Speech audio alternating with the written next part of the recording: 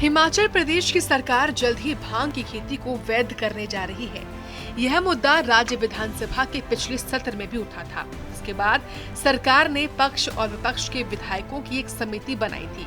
राजस्व मंत्री जगत सिंह नेगी की अध्यक्षता में कमेटी ने राज्य के सभी जिलों का दौरा कर सुझाव भी लिए और 3 राज्यों मध्य प्रदेश, उत्तराखंड और जम्मू कश्मीर का भी दौरा किया था।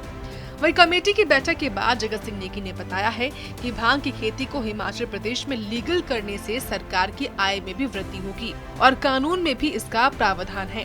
साथ ही बताया कि कमेटी सरकार को अपनी रिपोर्ट देगी और राज्य में भांग की खेती को औषधीय और उद्योग के रूप में स्थापित करने का सुझाव भी देगी। हिमाचल के लिए कैनबिस और इंडस्ट्रियल हेम्प का जो यहाँ पर प्रयोग करके हम अपनी आर्थिकी को सुदृढ़ कर सकते हैं।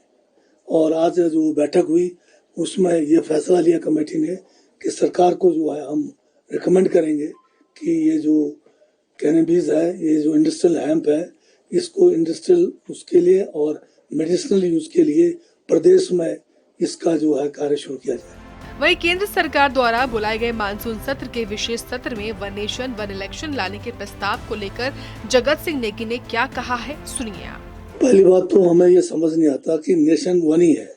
ये क्यों बार बार ये कहते हैं कि वन नेशन। इसका मतलब कि जो बीजेपी की जो विचारधारा है, आज के तारीख में ये देश एक नहीं है।